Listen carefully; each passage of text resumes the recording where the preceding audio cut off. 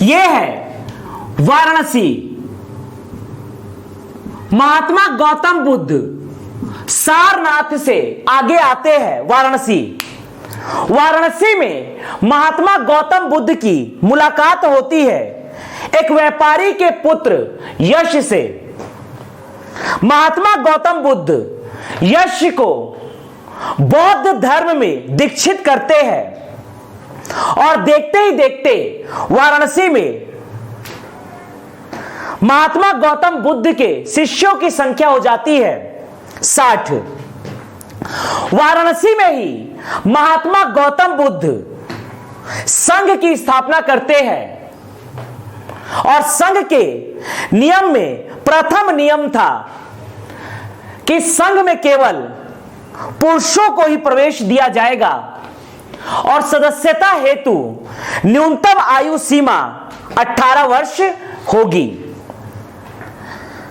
संघ का उद्देश्य था बहुजन हितार्थ, बहुजन सुखार्थ। तो इस प्रकार से महात्मा गौतम बुद्ध आते हैं वाराणसी। वाराणसी में महात्मा गौतम बुद्ध के शिष्य बनते हैं। वाराणसी में महात्मा गौतम बुद्ध के शिष्य बनते हैं यश। और देखते ही देखते महात्मा गौतम बुद्ध के शिष्यों की संख्या हो जाती है। महात्मा गौतम बुद्ध के शिष्यों की संख्या हो जाती है 60। और यहीं पर महात्मा गौतम बुद्ध संघ की स्थापना करते हैं, बौद्ध संघ। अर्थात संघ के संस्थापक है महात्मा गौतम बुद्ध। महात्मा गौतम बुद्ध और संघ के प्रधान भी है महात्मा गौतम बुद्ध। संघ का उद्देश्य है बहुजन हितार्थ, बहुजन सुखार्थ, बहुजन हितार्थ, बहुजन सुखार्थ, बहुजन हितार्थ, बहुजन सुखार्थ। संघ के नियम में प्रथम नियम था केवल पुरुष सदस्यों का प्रवेश। केवल पुरुष सदस्यों का प्रवेश, अर्थात संघ में केवल पुरुष सदस्यों का प्रवेश। दूसरा था सदस्यता हेतु न्यूनतम आयु, सदस्यता हेतु न्यूनतम आयु 18 वर्ष हो। तो इस प्रकार से महात्मा गौतम बुद्ध के द्वारा वाराणसी में संघ की स्थापना की गई। संघ का उद्देश्य था बहुजन हितार्थ, बहुजन सुखार्थ। संघ के नियम थे केवल पुरुष सदस्यों को संघ में प्रवेश दिया जाए और सदस्यता हेतु न्यूनतम आयु सीमा रखा गया 18 वर्ष। वाराणसी के बाद महात्मा गौतम बुद्ध आते हैं पुनः राजगृह। राजगृह के शासक है बिंबिसार। राजगृह के शासक है बिंबिसार। महात्मा गौतम बुद्ध आते हैं राजगृह और राजगृह के शासक है बिंबिसार। राजगृह के शासक है बिंबिसार। बिंबिसार के दरबार में दरबारी विद्वान है कश्यप बंधु, महाकश्यप, नदी कश्यप, गया कश्यप। महात्मा गौतम बुद्ध बिंबिसार के दरबार में आते हैं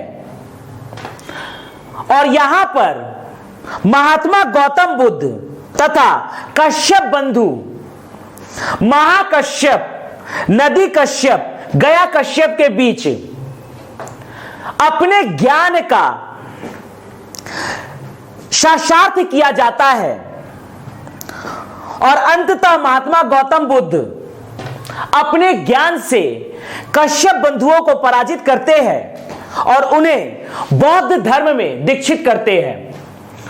और बिंबिसार भी महात्मा गौतम बुद्ध से बौद्ध धर्म में दीक्षित होकर उनका शिष्य बनता है। बिंबिसार के द्वारा महात्मा गौतम बुद्ध को राजगृह में निवास हेतु वेलुवन विहार प्रदान किया जाता है। बिंबिसार के दरबारी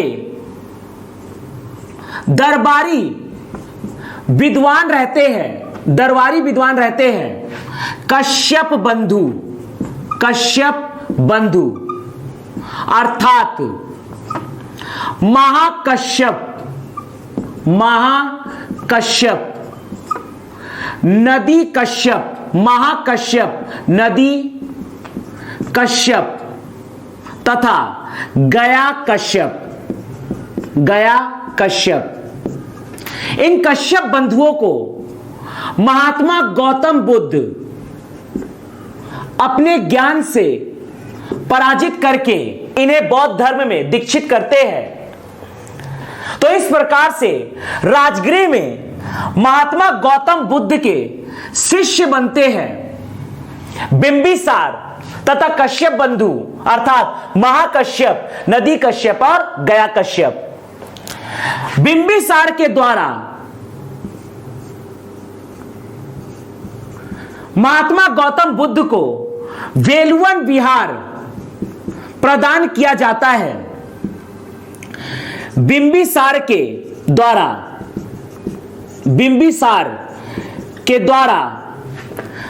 महात्मा गौतम बुद्ध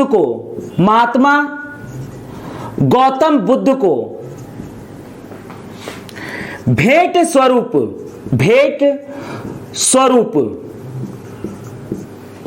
राजगृह में निवास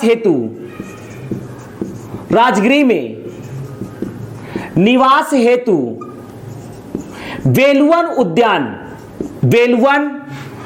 उद्यान या वेलुवन विहार प्रदान किया जाता है। तो इस प्रकार से महात्मा गौतम बुद्ध का प्रथम विहार था वेलुवन विहार। महात्मा गौतम बुद्ध का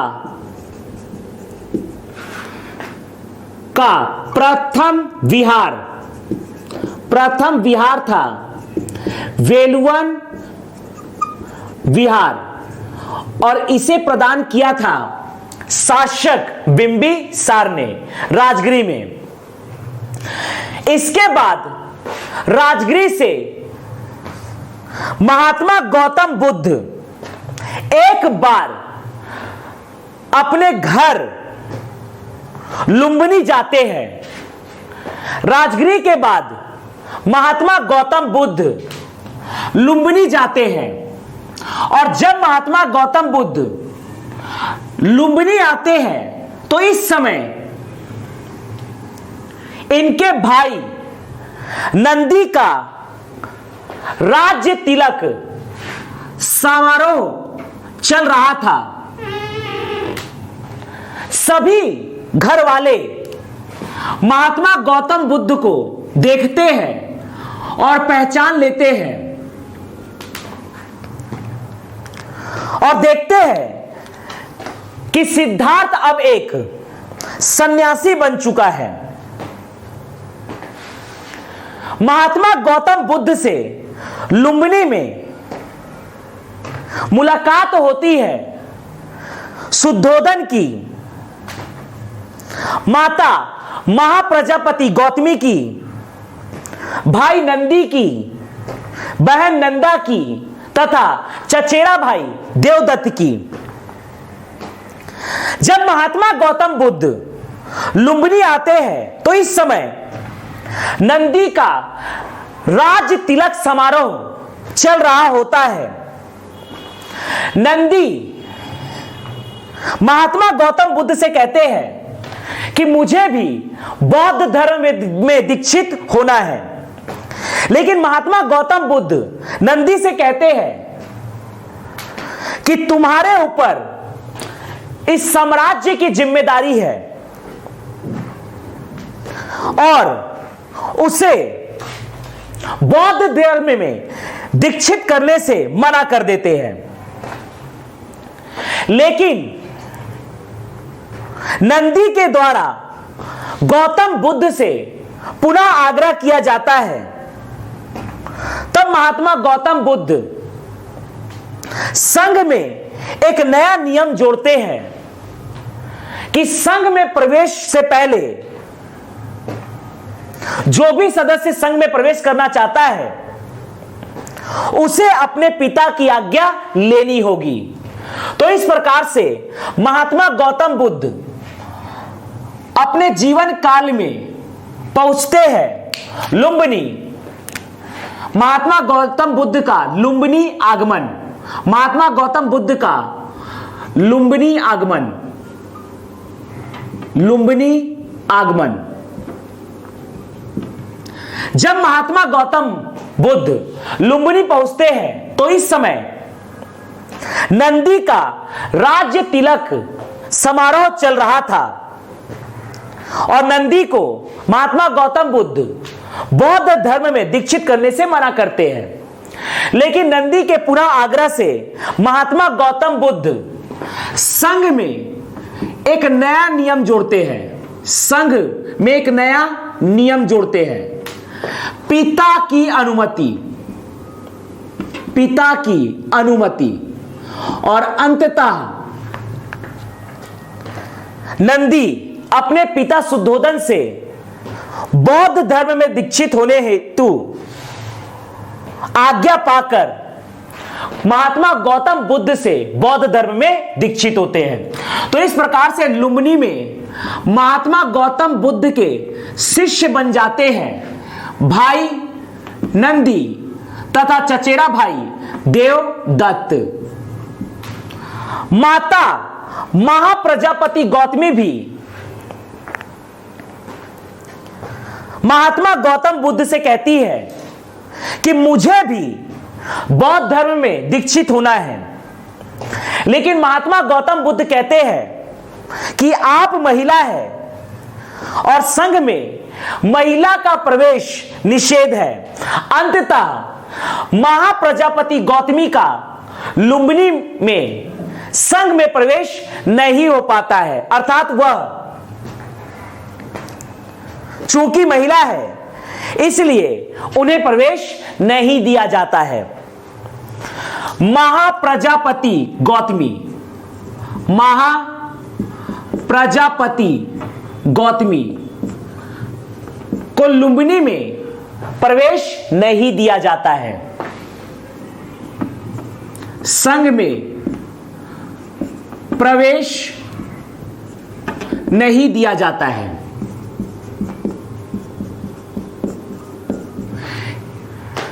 अब यहां पर लुम्बिनी में बौद्ध धर्म में दीक्षित हो चुके हैं भाई नंदी तथा चचेरा भाई देवदत्त। देवदत्त की लालसा बढ़ती है और देवदत्त संघ का प्रमुख बनना चाहता है। इसी कारण देवदत्त 3 बार महात्मा गौतम बुद्ध को मारने का प्रयास करता है। तीसरी बार जब महात्मा गौतम बुद्ध लुम्बिनी से वैशाली की ओर आ रहे थे तो वैशाली में गिद्धकुट पहाड़ी से देवदत्त के द्वारा एक शिलाखंड गिरवाया गया जो जाकर लगता है महात्मा गौतम बुद्ध को, और महात्मा गौतम बुद्ध घायल हो जाते हैं। राजगृह से बिंबिसार अपने राज वैद्य जीवक को महात्मा गौतम बुद्ध के उपचार हेतु वैशाली भेजते हैं। इसके बाद हम डिस्कस करने जा रहे हैं वैशाली।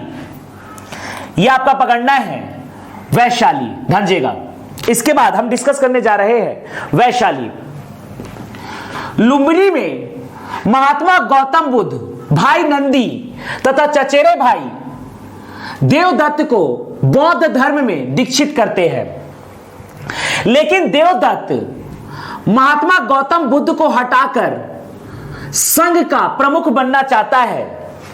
अर्थात इस प्रकार से देवदत्त कहलाएगा महात्मा गौतम बुद्ध का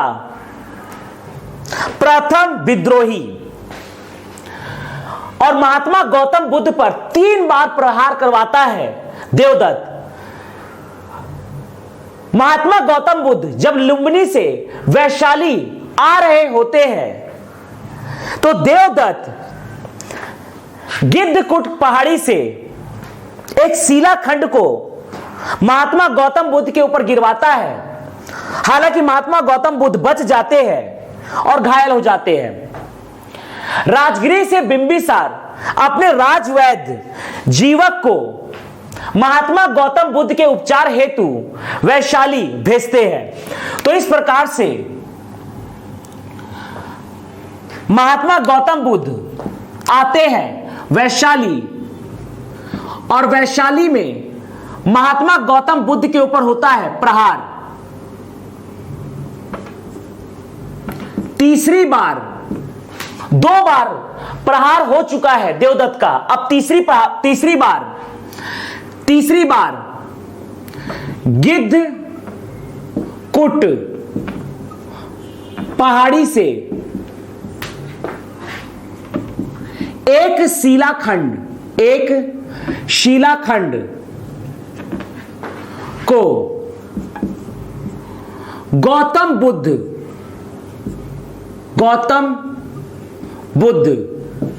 के ऊपर देवदत्त के द्वारा प्रहार करवाया जाता है। लेकिन महात्मा गौतम बुद्ध अंततः बच जाते हैं, लेकिन वो घायल हो जाते हैं। तो इस प्रकार से राजगृह से बिंबिसार का राजवैद्य जो होता है जीवक, ये आता है वैशाली और महात्मा गौतम बुद्ध का उपचार करता है। जीवक के द्वारा किया जाता है महात्मा गौतम बुद्ध का उपचार। तो इस प्रकार से हमने जाना कि देवदत्त जो कि गौतम बुद्ध का चचेरा भाई है, वह महात्मा गौतम बुद्ध को मारकर संघ का प्रमुख बनना चाहता है। इस प्रकार से महात्मा गौतम बुद्ध का प्रथम विद्रोही है। महात्मा गौतम बुद्ध का प्रथम विद्रोही होता है देवदत्त। महात्मा गौतम बुद्ध का प्रथम विद्रोही होता है देवदत्त, महात्मा गौतम बुद्ध का चचेरा भाई। इस प्रकार से महात्मा गौतम बुद्ध के जीवन काल में ही संघ का प्रधान बनना चाहता था महात्मा गौतम बुद्ध का चचेरा भाई देवदत्त। अर्थात महात्मा गौतम बुद्ध का प्रथम विद्रोही कहलाएगा देवदत्त। गौतम बुद्ध के जीवन काल में ही संघ का प्रधान बनना चाहता था, वो था देवदत्त।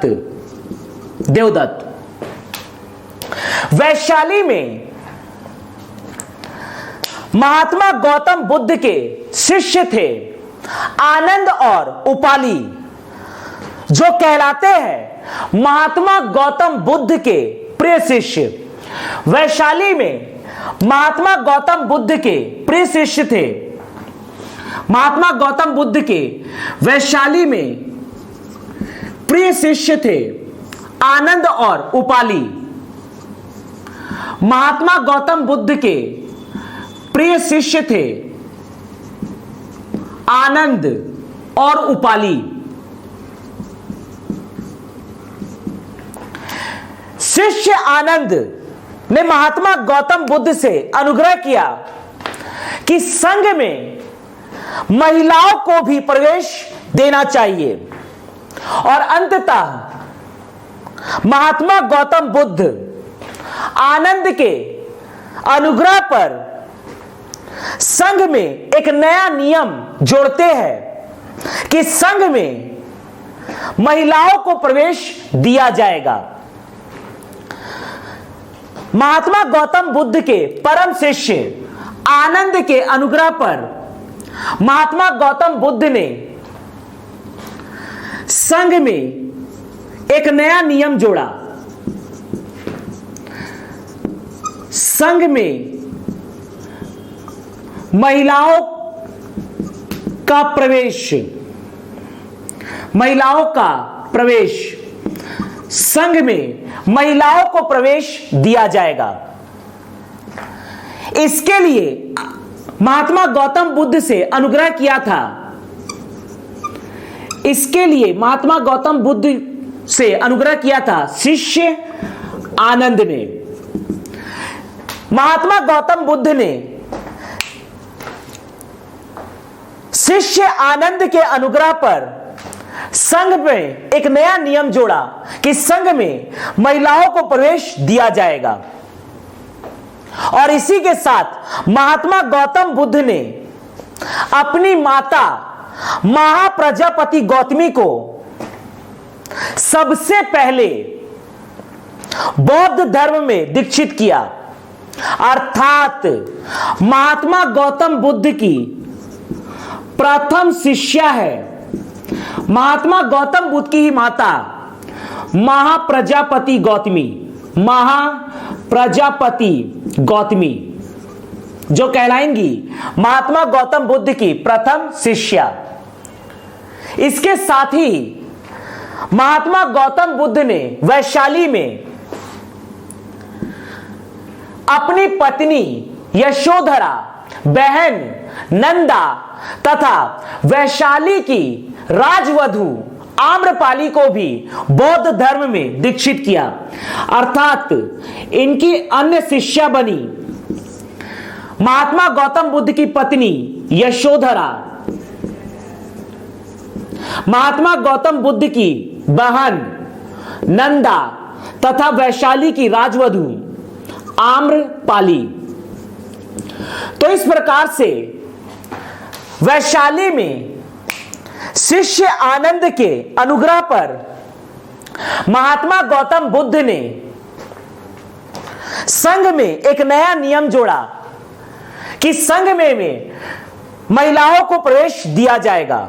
और इसके तहत महात्मा गौतम बुद्ध ने सबसे पहले अपनी माता महाप्रजापति गौतमी को बौद्ध धर्म में दीक्षित किया।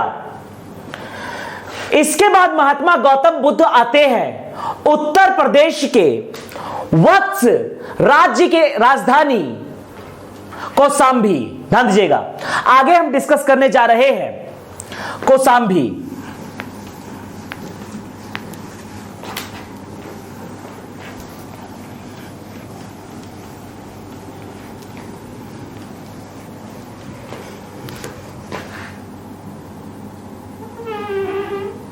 ध्यान दीजिएगा, महात्मा गौतम बुद्ध उत्तर प्रदेश के वत्स राज्य की राजधानी कौशाम्बी आते हैं। यह पकड़ना है कौशाम्बी, कौशाम्बी ध्यान दीजिएगा, यहां पर स्थित है कौशाम्बी। वत्स राज्य की राजधानी है कौशाम्बी। महात्मा गौतम बुद्ध का कौशाम्बी में शिष्य है पिंडोला भारद्वाज और कौशाम्बी के शासक है उदयन उदयन की पत्नी है सामावती। महात्मा गौतम बुद्ध के कौशांबी में शिष्य है पिंडोला भारद्वाज। कौशांबी, महात्मा गौतम बुद्ध के कौशांबी में शिष्य है पिंडोला भारद्वाज। पिंडोला भारद्वाज। पिंडोला भारद्वाज के अनुग्रह पर कौशांबी के शासक उदयन तथा उदयन की पत्नी सामावती महात्मा गौतम बुद्ध से बौद्ध धर्म में दीक्षित होते हैं। महात्मा गौतम बुद्ध के शिष्य पिंडोला भारद्वाज के अनुग्रह पर कौशांबी के शासक उदयन है कौशांबी के शासक तथा इनकी पत्नी सामावती महात्मा गौतम बुद्ध से बौद्ध धर्म में दीक्षित होते हैं। बौद्ध धर्म में दीक्षित होते हैं। महात्मा गौतम बुद्ध से बौद्ध धर्म में दीक्षित होते हैं। उदयन के द्वारा महात्मा गौतम बुद्ध को कौशांबी में निवास हेतु घोषित राम विहार भेंट स्वरूप प्रदान किया जाता है। उदयन के द्वारा महात्मा गौतम बुद्ध को भेंट स्वरूप घोषित राम विहार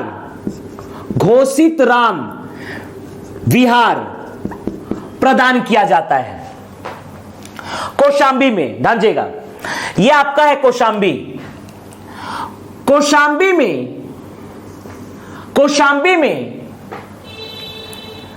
उदयन के द्वारा महात्मा गौतम बुद्ध के निवास हेतु घोषित राम विहार भेंट स्वरूप प्रदान किया जाता है।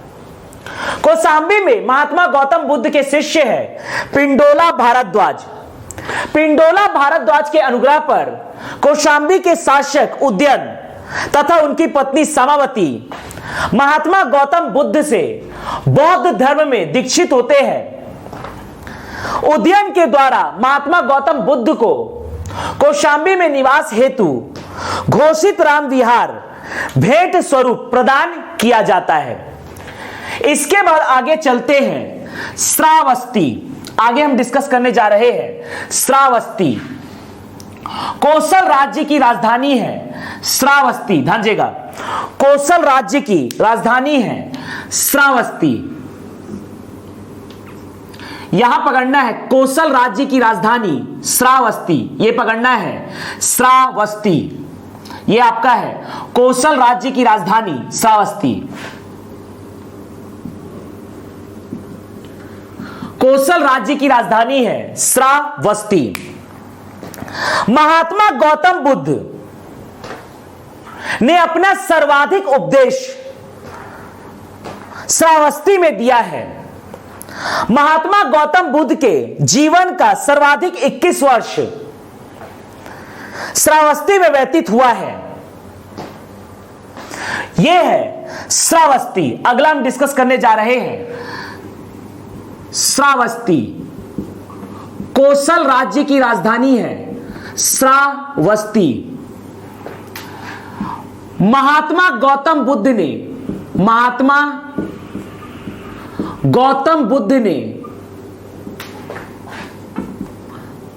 अपना सर्वाधिक उपदेश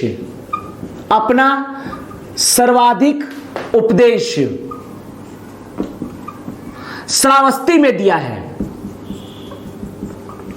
श्रावस्ती में दिया है। महात्मा गौतम बुद्ध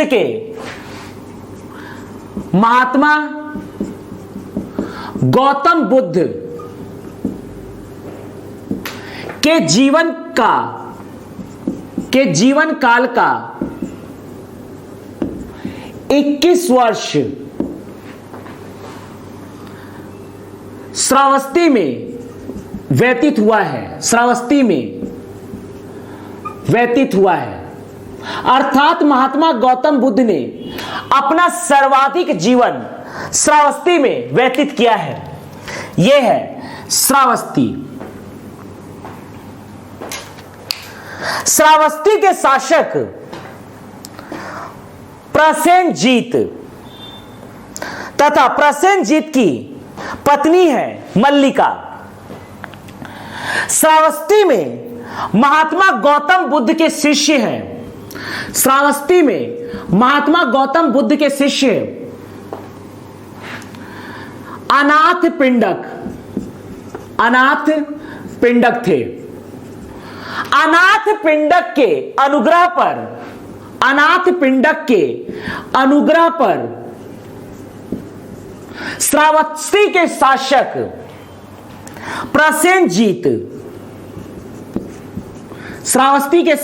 प्रसेनजीत तथा महारानी मल्लिका ने महात्मा गौतम बुद्ध से बौद्ध धर्म का ज्ञान पाया। अर्थात महात्मा गौतम बुद्ध ने श्रावस्ती के शासक प्रसेनजीत तथा महारानी मल्लिका को बौद्ध धर्म में दीक्षित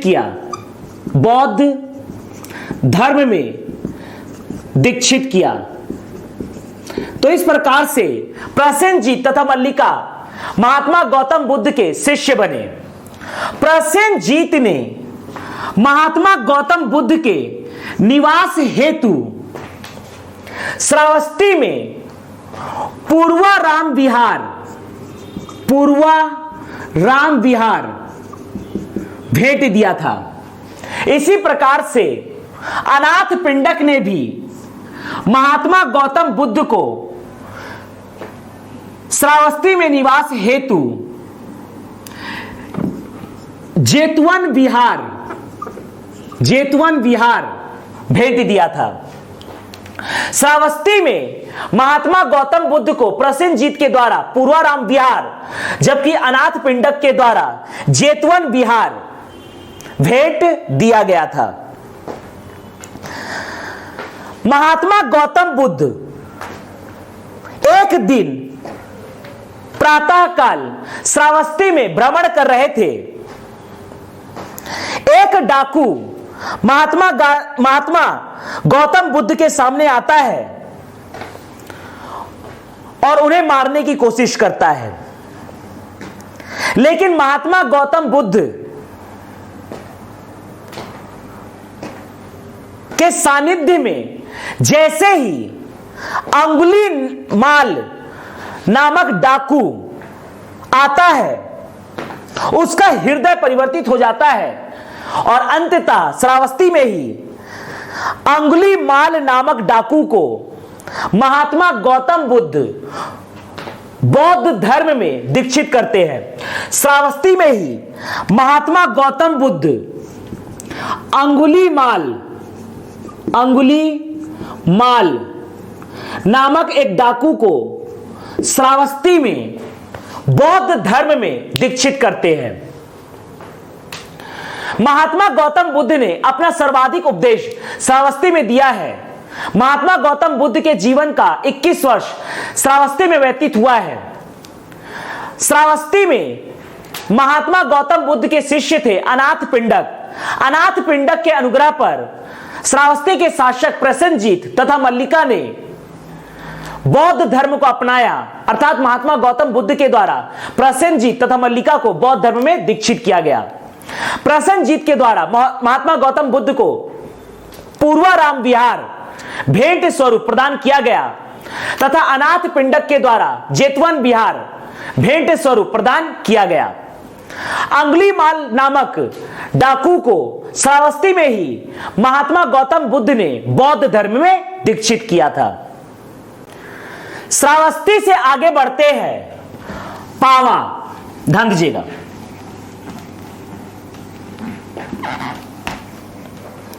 आगे हम डिस्कस करने जा रहे हैं पावा।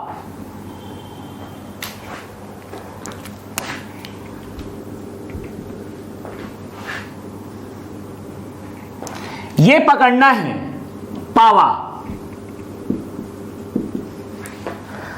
पावा में महात्मा गौतम बुद्ध का शिष्य है चुंद। चुंद के अनुग्रह पर महात्मा गौतम बुद्ध पावा आते हैं और सभी अनुयायियों को अपना उपदेश देते हैं। इस समय महात्मा गौतम बुद्ध की आयु अवस्था है 80 वर्ष। 80 वर्ष आयु अवस्था में महात्मा गौतम बुद्ध अपने शिष्य चुंद के अनुग्रह पर पावा पहुंचते हैं। पावा में महात्मा गौतम बुद्ध का शिष्य है चुंद और पावा में महात्मा गौतम बुद्ध अपने अनुयायियों को उपदेश देते हैं और इसके बाद चुंद के घर पे ही अर्थात पावा में ही रुकते हैं। रात्रि भोजन में चुंद के द्वारा महात्मा गौतम बुद्ध को सूकर माधव अर्थात सुअर का मटन दिया जाता है। चुंद के द्वारा रात्रि भोजन में महात्मा गौतम बुद्ध को रात्रि भोजन के रूप में महात्मा गौतम बुद्ध को सूकर माधव दिया जाता है। सूकर माधव दिया जाता है अर्थात सुअर का मटन दिया जाता है। महात्मा गौतम बुद्ध इसे प्रसाद के रूप में ग्रहण करते हैं, लेकिन महात्मा गौतम बुद्ध की इस समय आयु अवस्था है 80 वर्ष और सूकर माधव खाकर महात्मा गौतम बुद्ध अतिसार अर्थात डायरिया रोग से पीड़ित हो जाते हैं और इसी अवस्था में महात्मा गौतम बुद्ध पावा से पहुंचते हैं मल्ल की राजधानी कुशीनगर। यह है मल्ल की राजधानी कुशीनगर। यह आपका है कुशीनगर। मल्ल राज्य की राजधानी है कुशीनगर, या इसे कुशीनारा भी कहा जाता है। कुशीनगर या कुशीनारा। अतिसार या डायरिया रोग से पीड़ित होने के बाद महात्मा गौतम बुद्ध मल्ल राज्य की राजधानी कुशीनगर या कुशीनारा पहुंचते हैं। कुशीनगर या कुशीनारा पहुंचते हैं। मल्ल राज्य की राजधानी कुशीनगर या कुशीनारा पहुंचते हैं।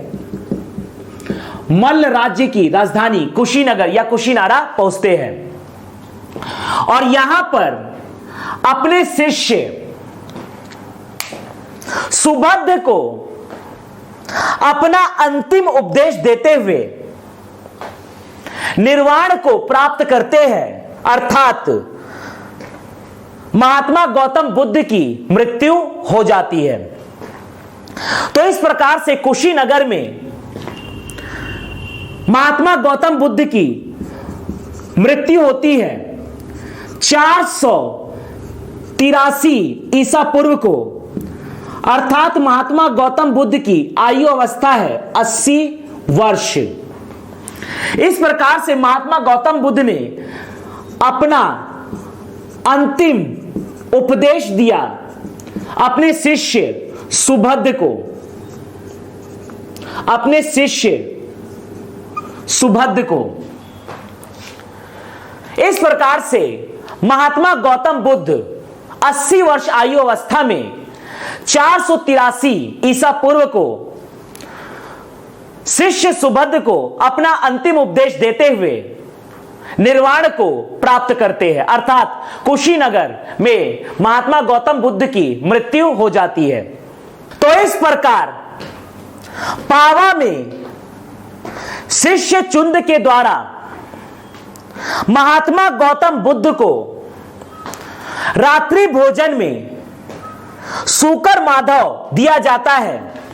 सूकर माधव खाकर महात्मा गौतम बुद्ध अतिसार अर्थात डायरिया रोग से पीड़ित हो जाते हैं और इसी रोग के साथ महात्मा गौतम बुद्ध मल्ल राज्य की राजधानी कुशीनगर या कुशीनारा पहुंचते हैं और यहां पर अपने शिष्य सुभद्र को 80 वर्ष आयु अवस्था में 483 ईसा पूर्व को अपना अंतिम उपदेश देते हुए निर्वाण को प्राप्त करते हैं।